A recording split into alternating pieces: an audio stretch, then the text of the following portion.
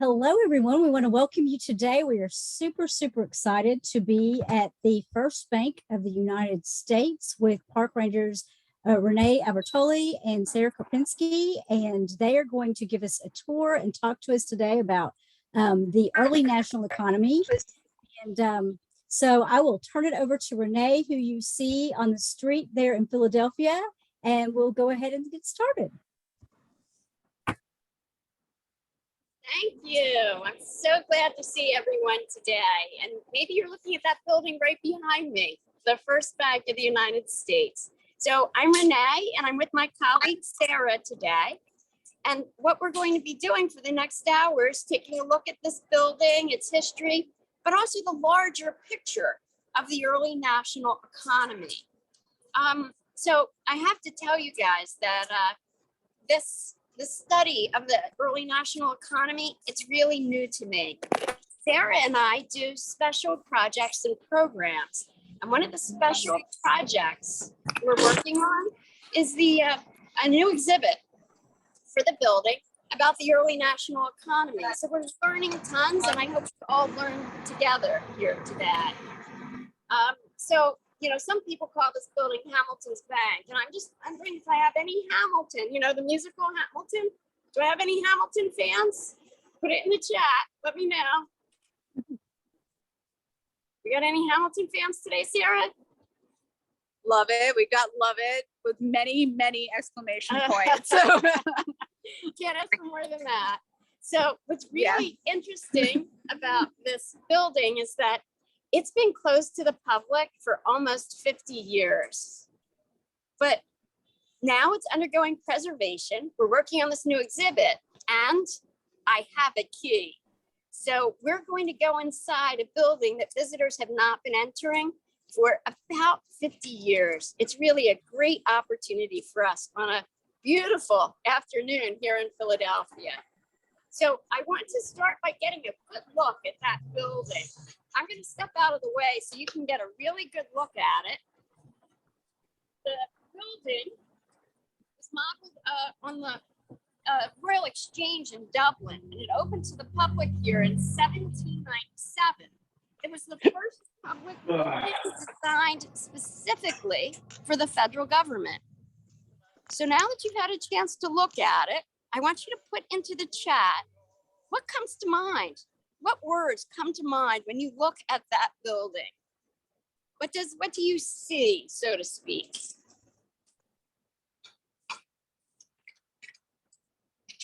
Got anything coming in the chat? massive, stately, massive, solid, massive, lots of massive. It is absolutely a courthouse. It does kind of look like a courthouse. Absolutely. Right. So I hear words that mean massive, and that speaks to strength and reliability, and that is absolutely intentional. As the physical manifestation of an economic engine, this building was designed to inspire trust. So you're looking at that, you're reading the building. That's the message that it's conveying. And when you think about it, it's a very important message in this time period of the 1790s, because the economy, the nation, it's on shaky ground. There was an ever expanding war debt, both federal and state governments. Combined, we're looking at about, in today's money, about $2.4 billion in debt and growing.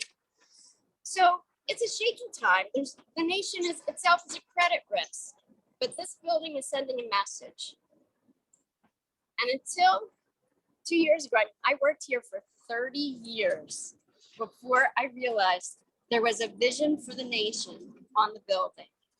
So it's not just a message of strength, that massive size. There's actually a vision for the nation's economic future.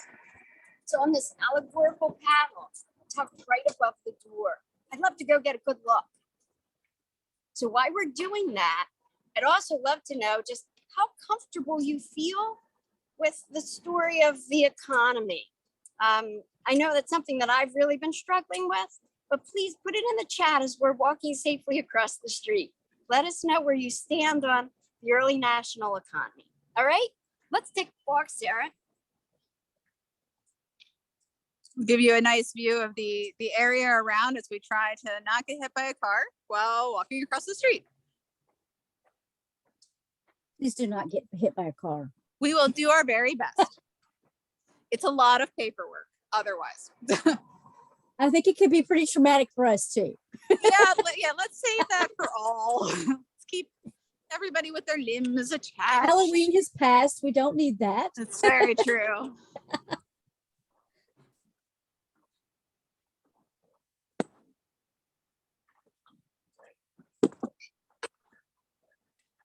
They asked you to put in the chat what you know about this early economy, if there's anything that you know about it or what you don't know. So if you all don't care to, or if you don't want to type in the chat or you're driving, feel free to turn on your mic and talk to us.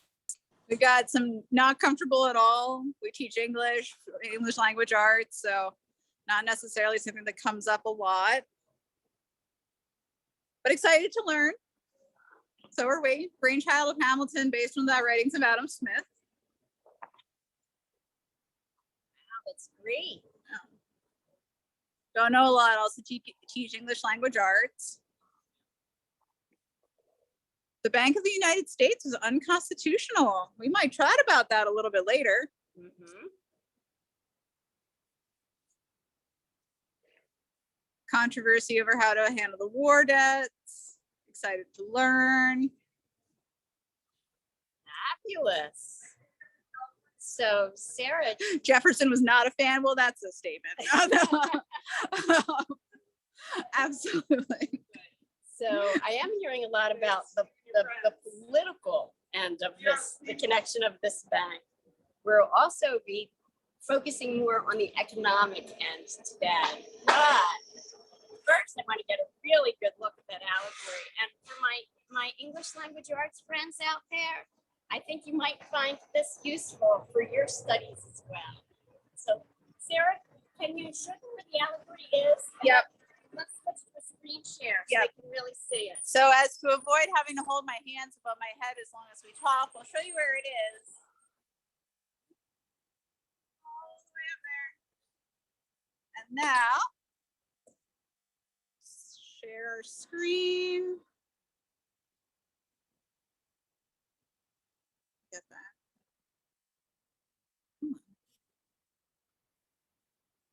There we go.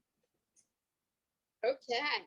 So can everyone see the screen share? Can we put it in the chat or give us a thumbs up, some indication? Are we good, Kay? Everyone can see it?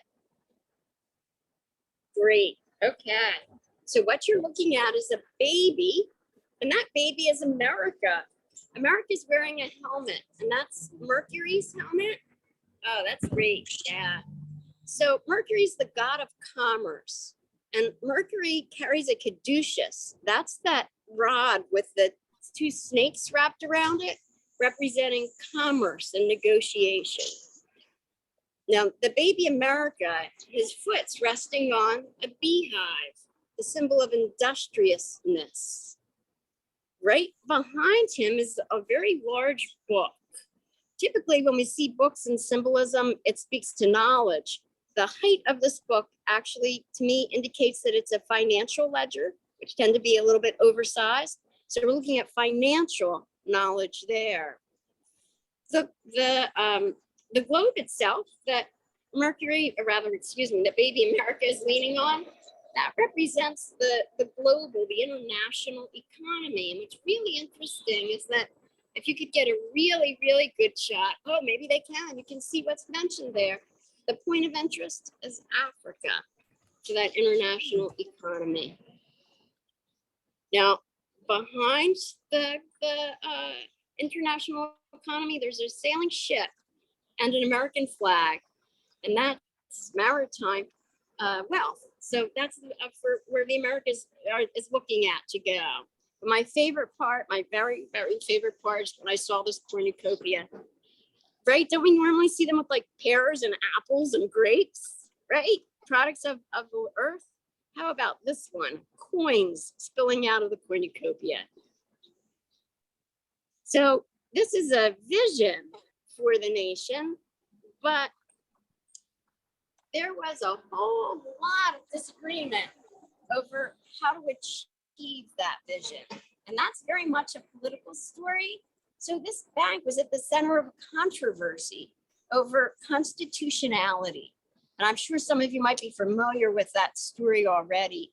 So the Constitution enumerates list powers, but it doesn't actually specify that Congress can create a bank. It does allow Congress to create what's necessary and proper. And that becomes a big dividing point, the interpretation of the Constitution. So it cleaved America in the 1790s. Political factions formed, the forerunners of our political parties. And that's still very much with us today.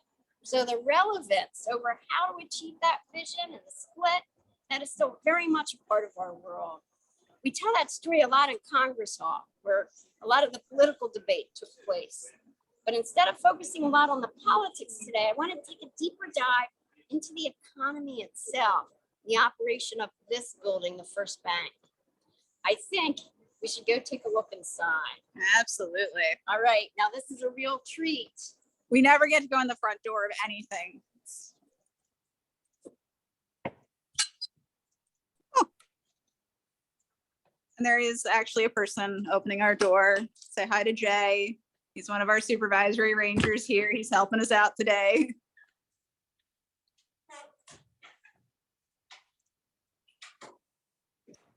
Sarah, can everyone see the rotunda, the dome?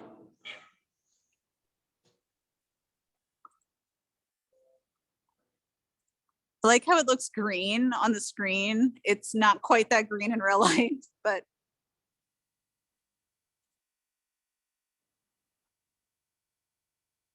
So I'd love to hear what you think. Sarah's around. Do you want to put it in the chat? we've got at least one beautiful already. Yeah, okay. I'd love to hear your impressions of the building. And I also should tell you, it's an empty building.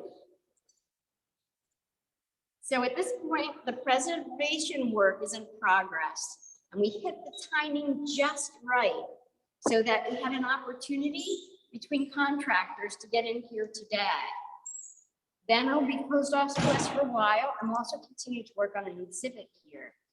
But I do want to say that the building, the rotunda, it didn't look like this in 1797.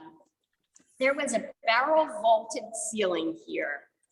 But in 1902, they took out that barrel vaulted ceiling, and that opened up this 3-story rotunda with the dome. Oh, can you read to us what it says around? All right, let me try to find the beginning. Erected 1795 through 1797 by the Bank of the United States, owned and occupied by Stephen Girard, 1812 to 1831, and occupied by the Girard Bank and Girard National Bank since 1832. Lots of banks. Yeah, so this building has pretty much been an institution housing banks through most of its history. And we do have some information on the website that goes into which banks were here at which times. So I hope you have a chance to check that out at some point. Now, before we head over to the window, because I need to go take a look outside, I just wanted to go back to that allegory for a minute. So I'm really jazzed by that allegory. And I'm wondering if you all see any use for that in your classrooms. I would love for you to put it in the chat now or at any time. Because for the exhibit, we're thinking of possibly incorporating an activity where visitors might have an opportunity to remix the allegory, to take a look at some of that symbolism, like financial ledgers representing financial knowledge. Well, is that still true, or what would that be today? I often think about the sailing ships, maritime wealth. Well, of course, shipping is still tremendously important. We learned that during the pandemic. But I wonder, are the coins spilling out? Is it maritime wealth or is it big pharma? What would visitors think of that today? So I'm curious to see if you have any suggestions for us on how we might include that when we're interacting with visitors for that vision of the nation's future. Because that's what so much of this building was about, was a vision and then how to achieve that vision. So this bank was just one part of Hamilton's economic plan. And I'm not going to go into all of the weeds of all of the different plans today, although that's all really important information. Instead, we're going to talk a little bit more about the bigger picture of this building on its landscape and this building and its connection to land, labor, and capital. Just how did it work here? Who came here to do their banking? How did this all work in early America? Everyone with me so far? Give me a thumbs up if you're with me so far. We good? Well, I was trying to type, but this is my thinking in regards to your question. I would love to see how students would interpret that symbolism and what they would come up with first before telling them what it was intended to be, just because I think that would give us a real kind of vision of of how our thinking has changed, maybe.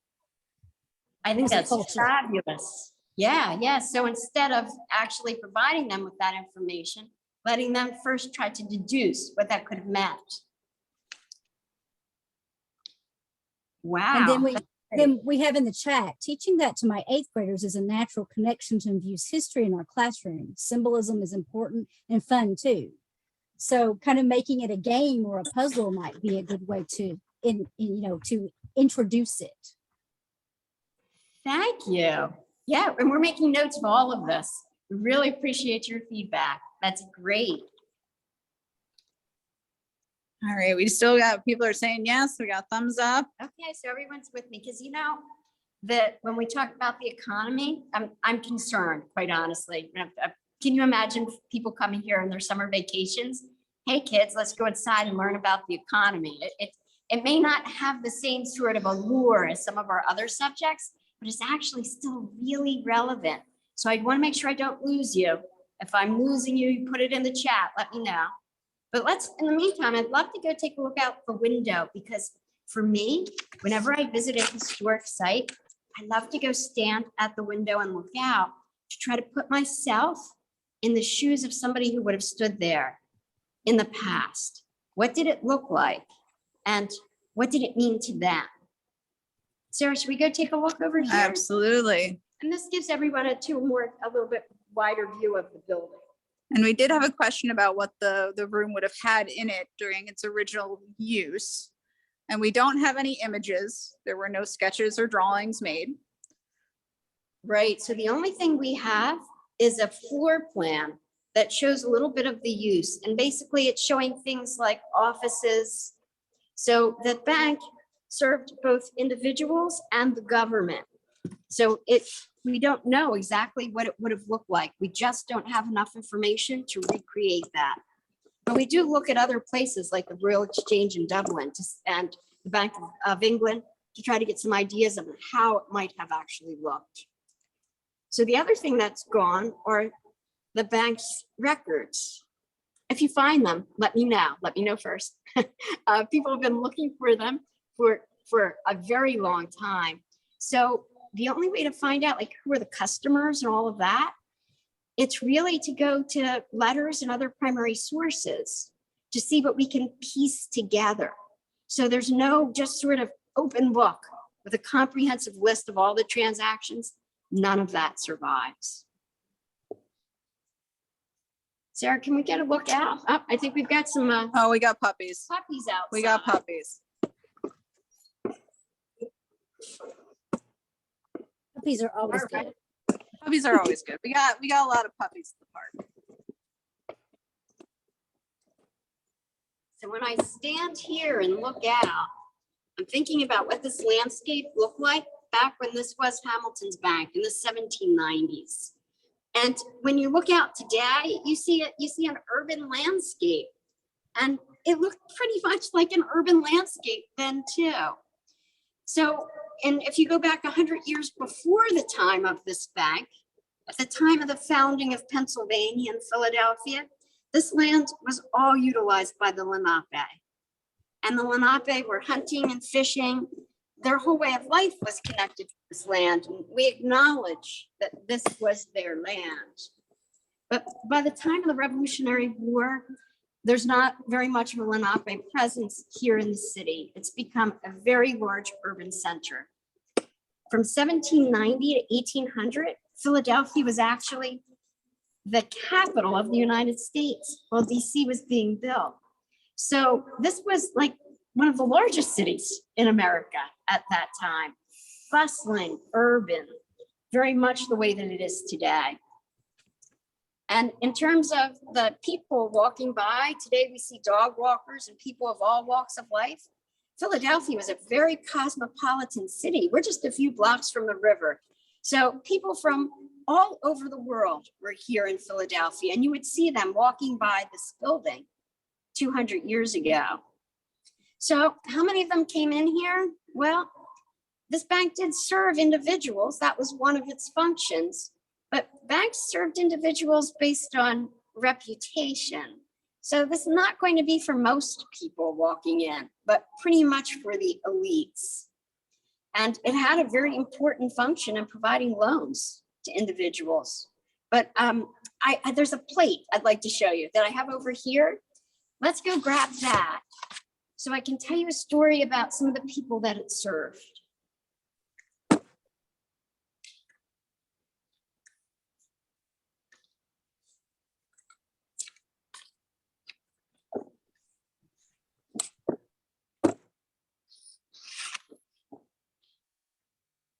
All right, Sarah, can you share the plate? All right. So I wanted to tell you the story of a Rhode Island merchant by the name of John Brown. So John Brown did a lot of business in foreign trade, shipping. He owned ships and cargoes in this time period. And we know that he typically was very worried about having to pay for customs duties. So it's duties paid to a customs collector that went into the coffers of the vaults here. That's one of the main areas of funding for the new nation, are these custom duties. We know that John Brown was concerned when one of his cargoes came in from China with things like this porcelain plate. He was concerned because he was estimating that he would have to pay $100,000 in customs duties. He doesn't get the cargo until he pays the duties. So this bank had a very central function as sort of greasing the wheels, keeping money moving.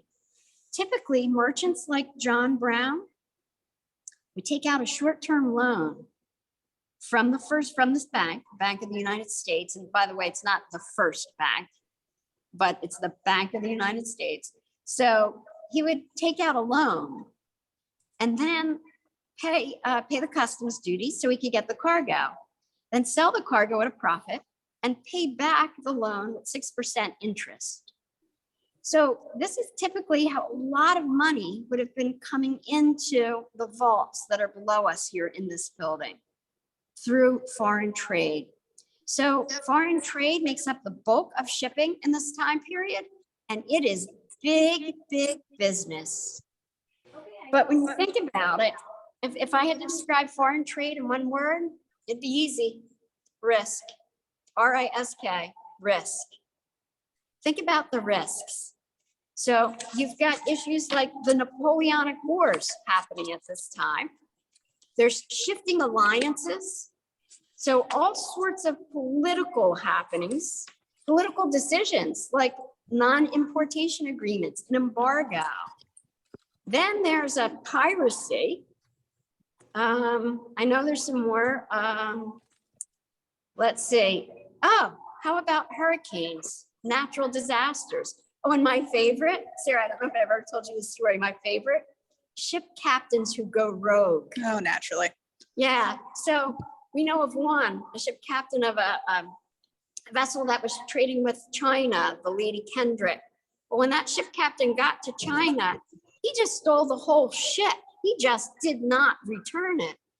So there's this sort of very open economy, but then there's also always a hidden economy of how things are working in an extra legal or sometimes illegal way, which makes for some very interesting stories.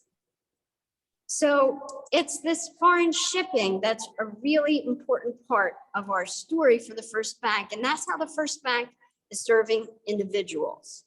You know, I mentioned, I keep calling it the First Bank, and you know, that's so confusing, right? It's confusing even today. We still get calls at the visitor center asking to find the First Bank because they're looking for a modern bank that's called First National Bank. It's a very common phone call at the visitor center. So the Congress has only ever chartered 2 banks. And today we call them the first and second banks. But in their times of operation, they were simply called the Bank of the United States. So those are more modern terms that we use today to differentiate between those 2 banks. Now, in terms of the first bank here in the United States, that honor goes to the Bank of North America, which goes back to 1781. So I know that the nomenclature, the wording can be very confusing. So now, I mean, I could talk to you about shipping for hours. I find it so interesting what's happening with foreign shipping. And then there's also the domestic trade. So lots to do with trade, but I also want to talk about a little bit about the role of government, right? So Sarah, let's just take a little bit of a walk over here for just a minute.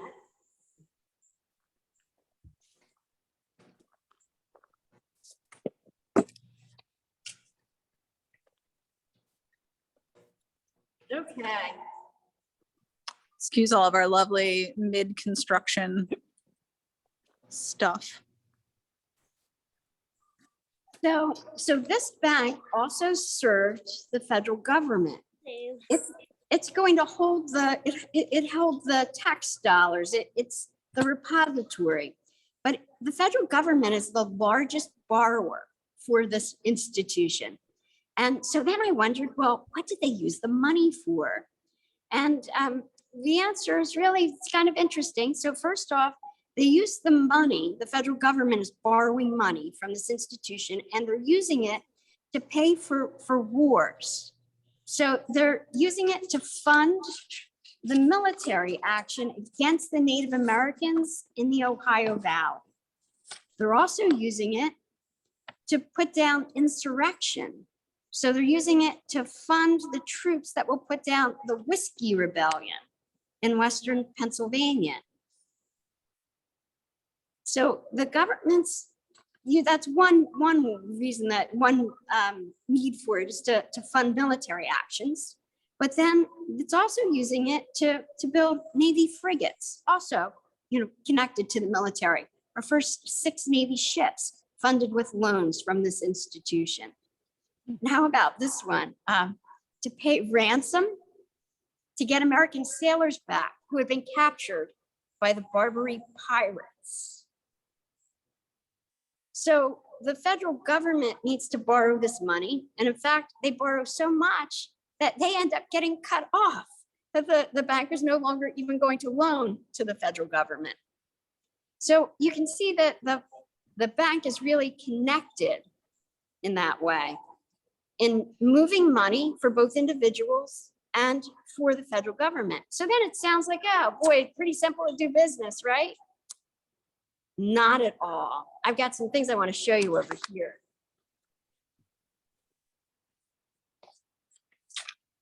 So it sounds like our government has always been in debt.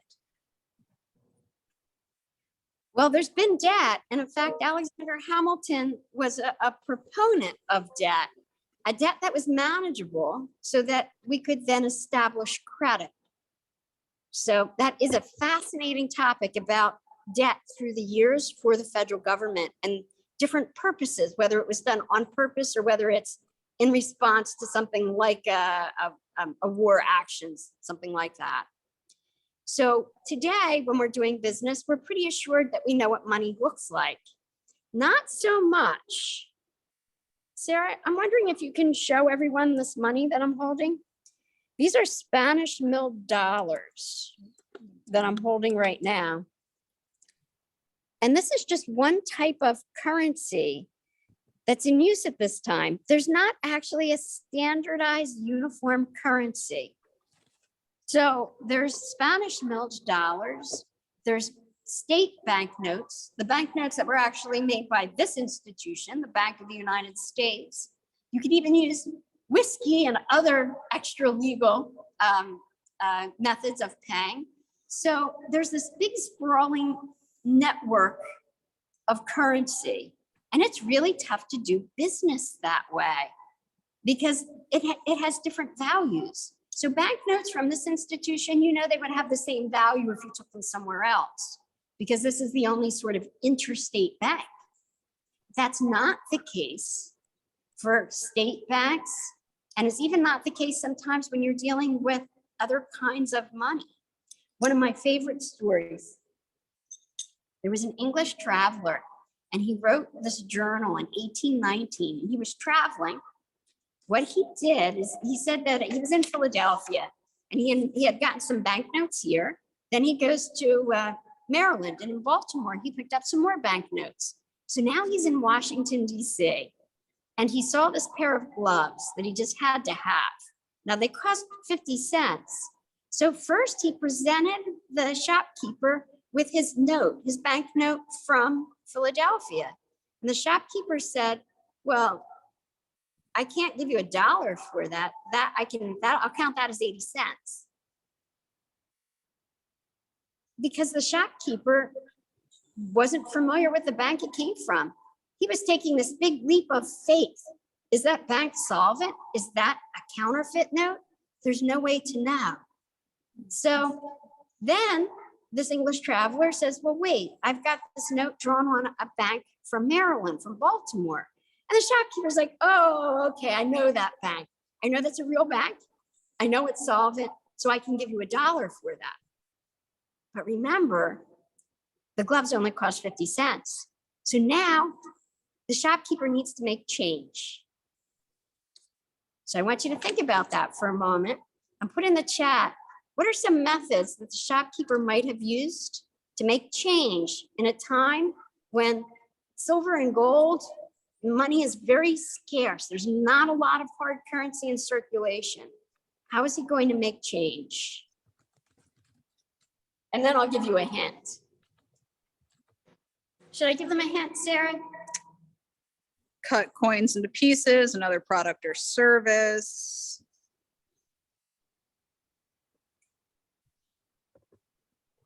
Barter, give another item. And those are all absolutely correct. In this case, Sarah, can everyone see the scissors that I'm holding? In this case, the shopkeeper just took out scissors and cut a note, a banknote in half. And that was just part of doing business. So that half a note would still be accepted for its value.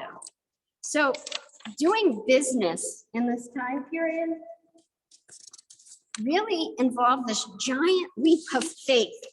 So another great story that I came across, there is this fellow, guy named Andrew Dexter, who had the Farmers Bank of Rhode Island.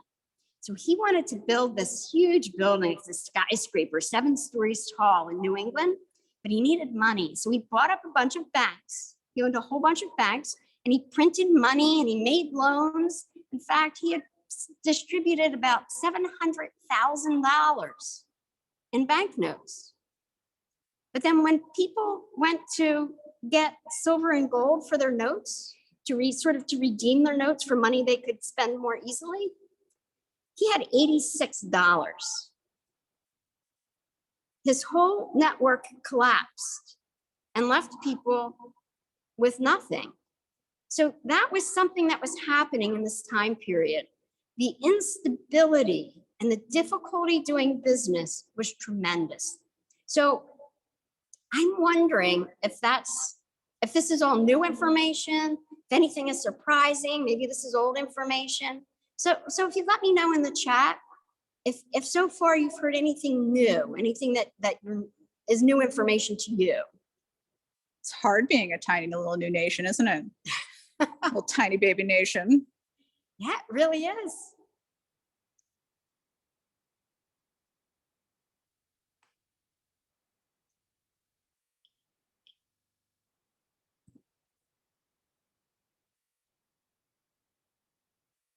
I think we're stunning them all. I think we're lots of new. I love the stories because it makes it clear and relatable.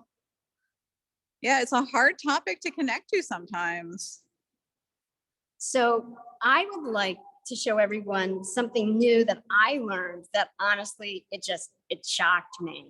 But I have some stuff. Where did I put that stuff? Oh, it's right over there.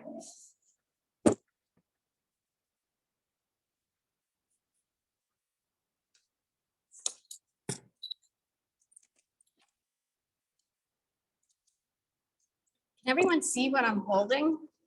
They're shackles.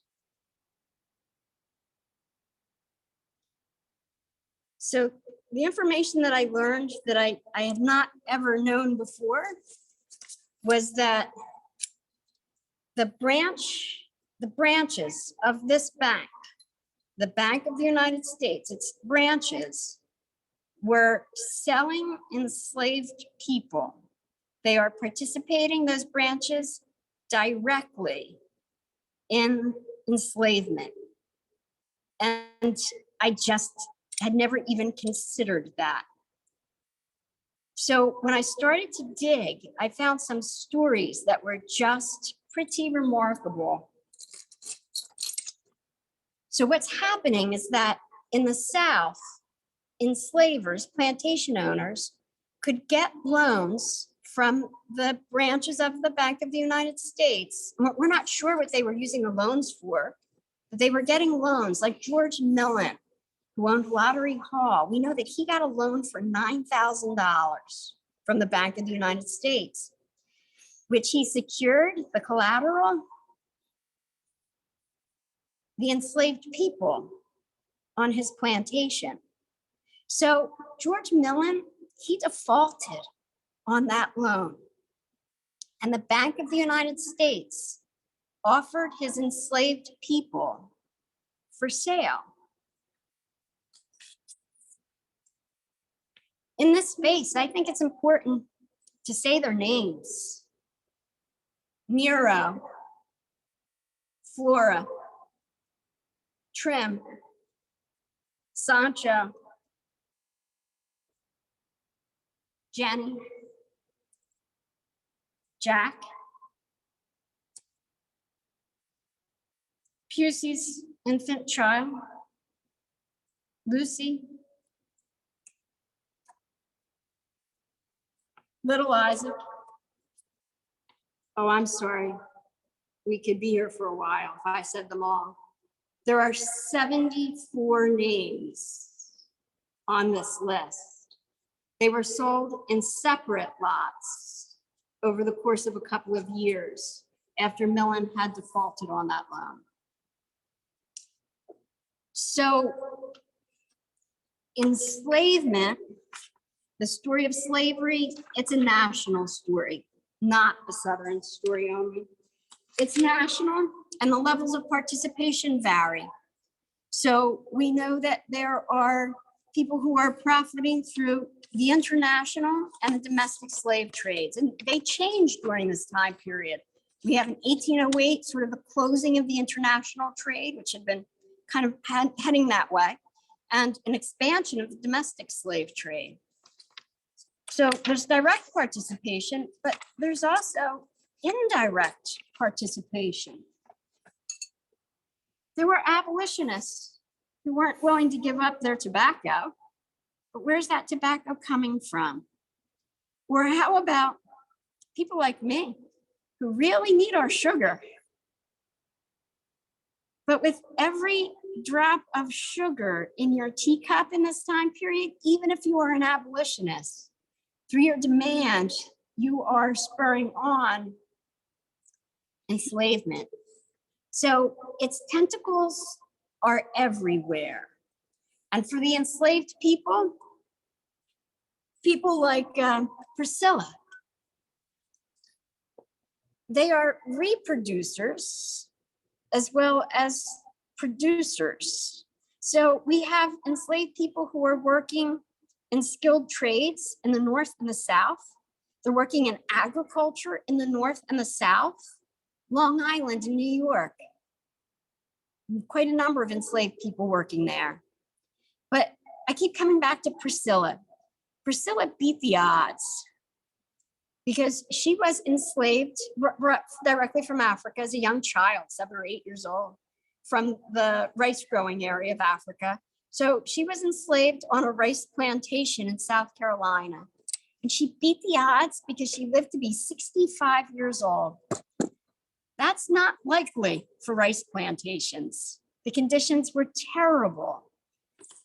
And she reproduced. She had 10 children who then contributed to the wealth of the enslaver. So this story of slavery, enslavement, the slave trade, which is a whole different story, it's huge.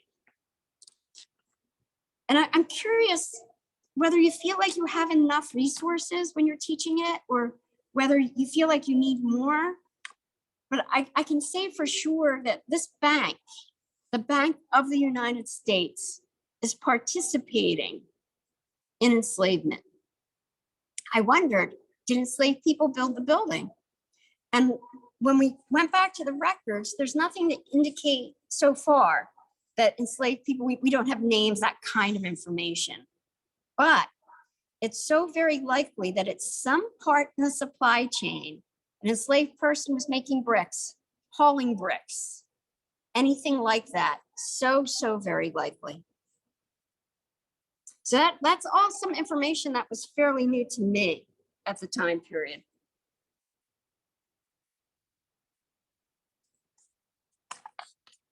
All right, is everyone still with me?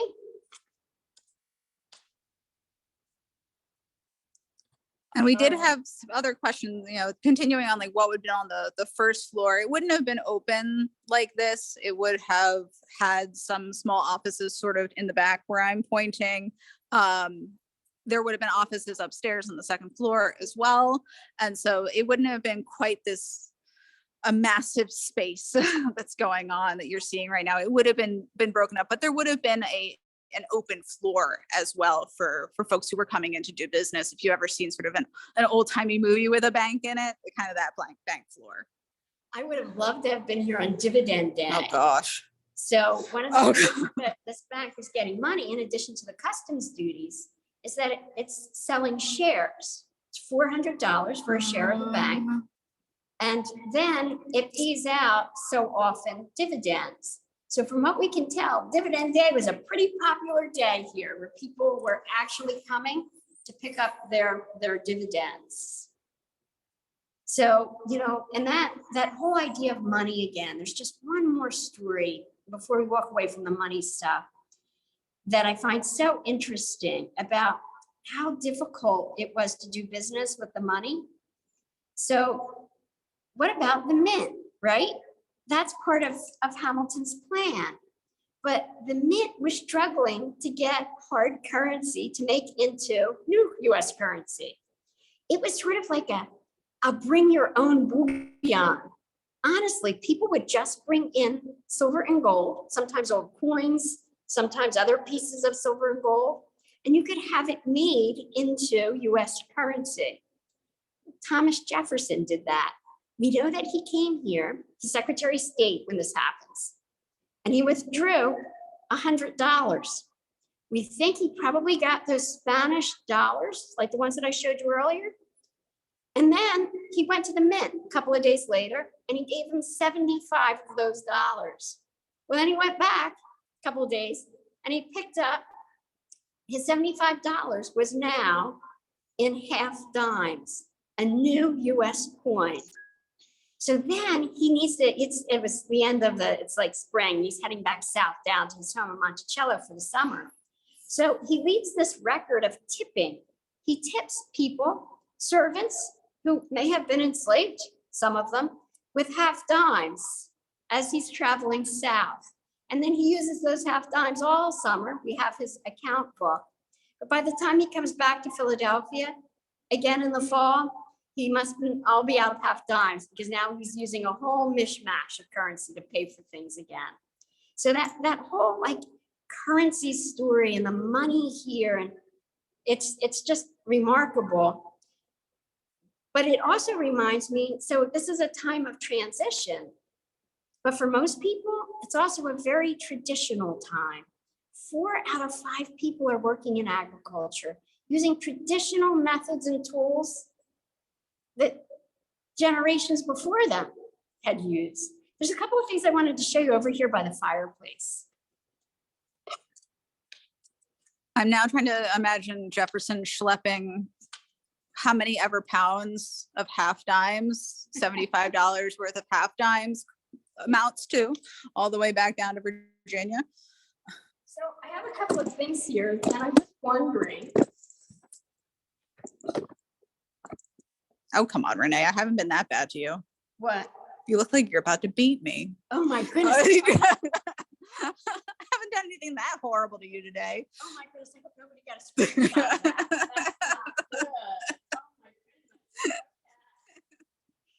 So I'm just wondering, I think that our teachers probably recognize this tool. Put it in the chat. I need to know, do you recognize it? Think about homes. I know I have one sitting in a corner of one of the rooms in my home. Gets used around Christmas. Do we have any guesses in the chat yet? My husband really likes it when he makes pizza. Sometimes they have handles on the ends. Rolling tin. There we go. Rolling tin. Yeah, so Yes. if you've seen one rolling pin, you've pretty much seen them all. So this is a time period where this is sort of to me representative of what's happening, is that very traditional tools are still being used. Very traditional methods for laborers are still being used. So this is still a time of animal power. It's still a time of wind power, water power. But now that water power is starting to power a lot more. So there's changes coming in this time period. So lots of changes for how labor is done and how labor is organized. So I don't know if we have any shoppers out there, but I have to admit that I spend way too much time with Amazon. We're on too good of a first name basis, Amazon and I. But long before Amazon's mammoth warehouses, in the early 1800s, there was a tinsmith by the name of Oliver Philly. And he had this idea. So he's selling his stuff locally, but couldn't he make a lot more money if he could get regional distribution? So he sets up a depot in New Jersey. And peddlers, itinerant peddlers, come and they pick up his wares. So now he's not just in his little town in New England, but he has a much wider reach. So he employs women, apprentices, he employs all sorts of people who are now painting the tinware. So instead of making the whole thing, they're doing part of the work. And that's where we go to things like piecework. I have a shoe here. And this shoe tells a couple of stories. One of the stories is about women. So women, particularly in New England, now need to supplement their income, but they're not going to be apprenticed into shoemaking.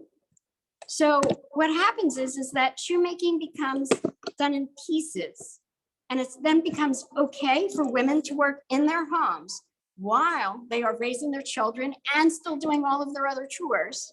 They are now sitting in their kitchens using a new tool just to sew part of the shoe. And that's a way to gain extra income. But this idea of doing things in pieces, it didn't sit well here in Philadelphia. So these journeymen, men who have been through an apprenticeship to learn how to be a cord wainer to make shoes, well, now they're learning that people who have far less training can do just pieces of it. And now they're not making as much money. There's competition. So there's actually a strike. The seeds of labor unrest begin in the economy in this time period. And we see it right here in Philadelphia. So then, well, why now do they need to make a lot more shoes? The plantations in the South are putting in orders for a lot of shoes, and they're not looking for expensive shoes that are custom crafted. So once again, we see an unlikely connection to enslavement in the economy.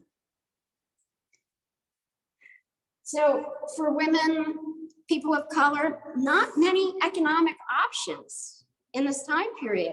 For men of color, going to sailing the seas, being a seaman, one way to earn a living, definitely paid more than any kind of job that you were going to find on land for the most part. Women cycle in and out of the workforce based on their husbands, their fathers. You lose a husband or father, you're breadwinner. Well, now you're a washerwoman, taking in wash, like Elizabeth Pluckham. Her husband died in the 1793 yellow fever epidemic. So she took in wash while taking care of her children.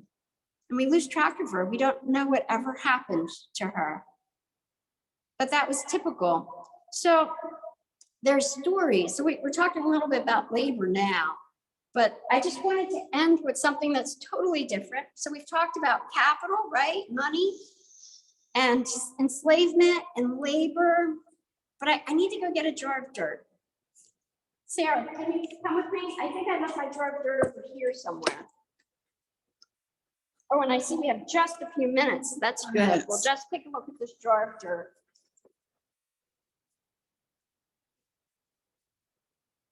Truly, it's a jar of dirt. Yes, from my garden at home. And you might be wondering, teachers, why I'm holding a jar of dirt. Because land is driving so many decisions. The need for land, the desire for land. So what we have is so much is connected to our economy for this, through land. So what does it mean? Well, for the Native Americans, the land is identity, sustenance, but it's a whole cultural fabric. But we now have westward expansion. There are land speculators. Think about where we started with that allegory with the cornucopias filling out coins. For the speculators like Robert Morris, land it's those silver coins. That's what it's about. For others, it's about economic opportunity. Population explosion is really tight in the East. So now you have a chance to go west, which, by the way, was Kentucky. The upcountry of South Carolina. We're really before the big expansion into like Louisiana, Mississippi. So we're talking about places like Kentucky, Tennessee, Western Pennsylvania, Western Massachusetts. So there's this big expansion for people who are looking for economic opportunity. What does it mean to somebody like Moses Grandy, an enslaved man from the Chesapeake?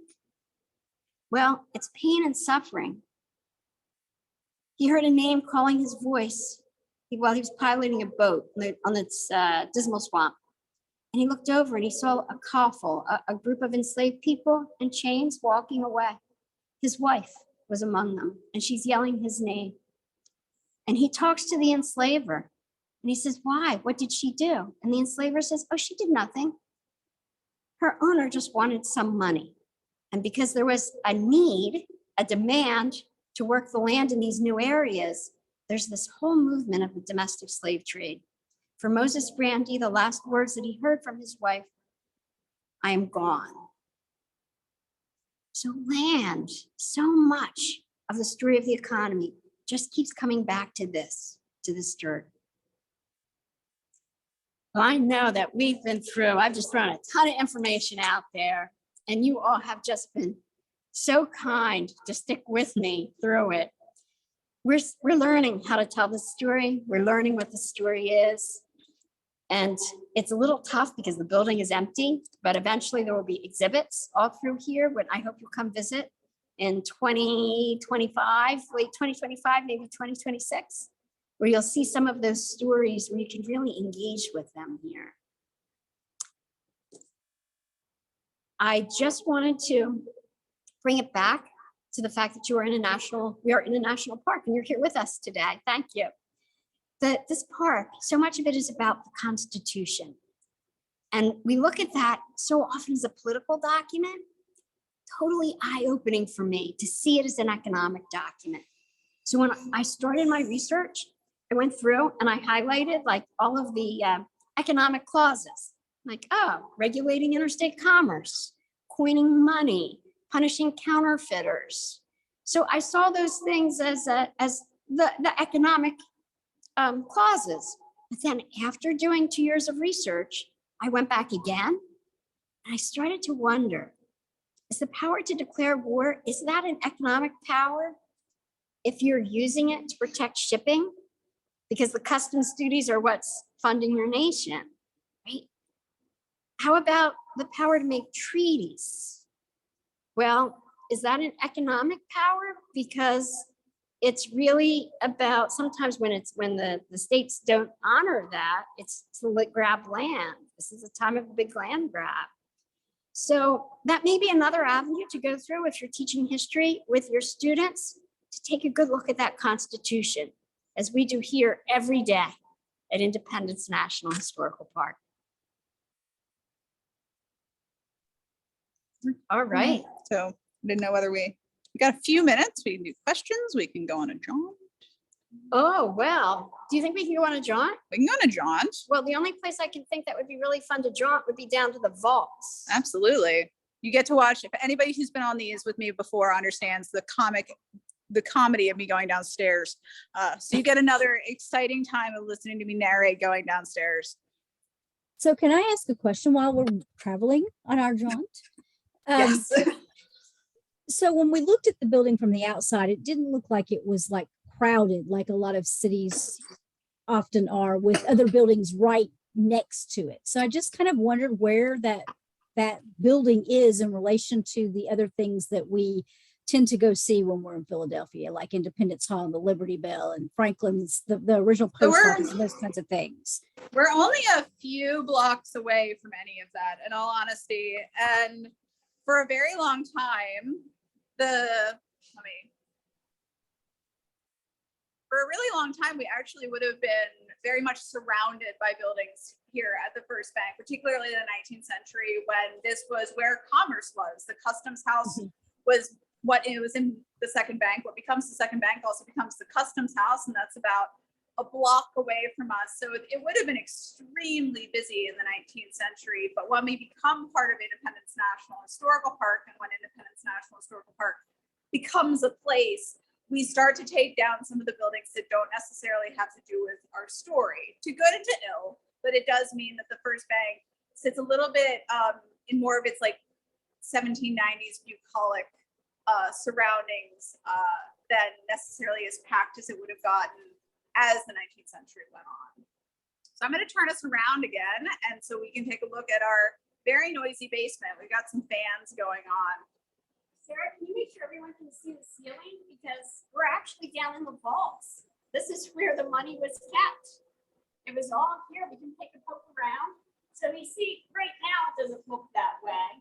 We have some things in storage here, but we can take a look and actually get some sense that this was actually vault space in the time frame of the bank. The bank had a 20-year charter. So when the bank's charter expired, it was not renewed in 1811. And then this became a private bank. That was Stephen Gerrard for a while. And other banks, the building. Oh, Say hello to random archival boxes. But you really get a sense of the sort of the massive construction. You know, Sarah, down at the end of the hallway, I think we have those cool gates. Yep. Should we go take a look and watch your step?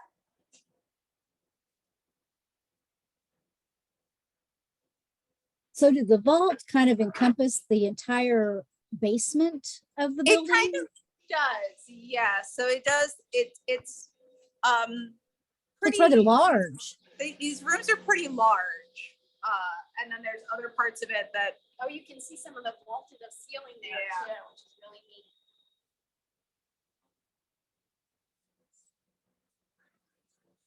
We have another tour going on upstairs, so Mike's just trying to give us a heart attack.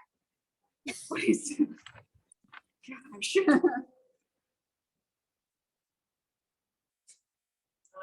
back here is my favorite.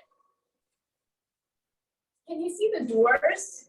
Sarah, can you get the door right here, this giant iron door?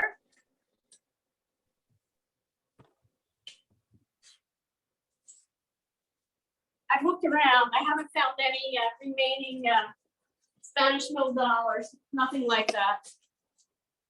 And I also wondered, did they have any bank robberies? And Carpenter's Hall did down the road. Oh, really? Yeah, but nothing here that I can find. And that iron gate is fabulous to look at. And my partner was of exactly no use. My engineer partner could not tell me what this thing was, other than was meant to hold stuff. Thank you.